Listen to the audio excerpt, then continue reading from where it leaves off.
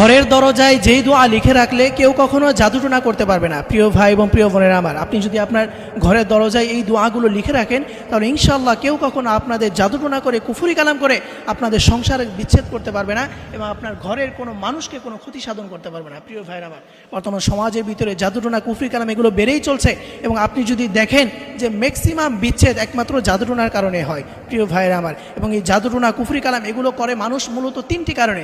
এক নম্বর হচ্ছে শত্রুতা বশত। আপনার যদি কারোর সাথে শত্রুতামি হয়, আপনার যদি কারোর সাথে কথা কাটাকাটি হয়, একটু মনোমালিন্য হলেই আপনাকে দেখবেন সে জাদুটোনা করে ফেলবে। এবং দ্বিতীয় নাম্বারে হিংসা করে, আপনার প্রতি হিংসা করে সে আপনাকে জাদুটোনা করবে। এবং তৃতীয় নাম্বার হচ্ছে লোভে পড়ে।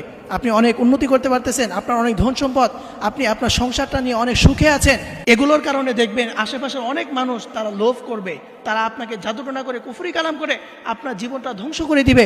ইভেন এমন অনেক মানুষও আছে যারা আপনার মৃত্যু পর্যন্ত আপনাকে নিয়ে যেতে পারে। প্রিয় ভাইরা আমার, যাতে করে আপনার সম্পদটা সে ভোগ করতে পারে, আপনার ধন সম্পদ সে যেন খেতে পারে, এই ধরনের অনেক মানুষ আছে। এই জন্য প্রিয় ভাই প্রিয় বোনেরা আমার, আপনি যদি এই জাদুটোনা কুফরি কালাম এগুলোকে থেকে বাঁচতে চান তাহলে অবশ্যই ঘরের দরজায় এই দোয়াগুলো লিখে রাখবেন। এবং কি কি লক্ষণ দেখলে বুঝবেন যে আপনাকে জাদুটোনা করা হয়েছে? এক নাম্বার, যদি আপনি দেখেন যে কারণ ছাড়াই স্বামী স্ত্রীর ভিতরে ঝগড়া, যদি আপনি দেখেন কারণ ছাড়াই স্বামী স্ত্রীর ভিতরে শুধু ঝগড়া লেগে থাকে তাহলে মনে করবেন যে আপনার উপর জাদুটোনা করা হয়েছে।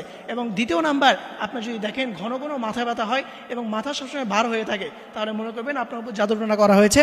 এবং তৃতীয় নাম্বার, আপনি যদি দেখেন যে আপনি নামাজ কালাম ইবাদত, কোনো ইবাদতে আপনি মজা পাচ্ছেন না, আপনি নামাজ পড়তেছেন, কোরআন পড়তেছেন, আপনি ইবাদত বন্দেগী করতেছেন, অথচ কোনো কিছুতে আপনি তেমন মজা পাচ্ছেন না, তাহলে মনে করবেন যে আপনার উপর জাদুটোনা করা হয়েছে। এবং যেই দোয়া ঘরের দরজায় লিখে রাখলে কেউ কখনো জাদুটোনা করতে পারবে না, সেই দোয়াটা হচ্ছে আপনি সর্বপ্রথম উজু করে নেবেন, এরপরে একটি কাগজের ভিতরে আপনি সর্বপ্রথম সূরা ফাতিহা লিখবেন, এরপরে সূরা ফালাক লিখবেন, এরপরে সূরা নাস, এরপরে আপনি শেষে আয়াতুল কুরসি লিখবেন, এরপরে আপনি সেই কাগজ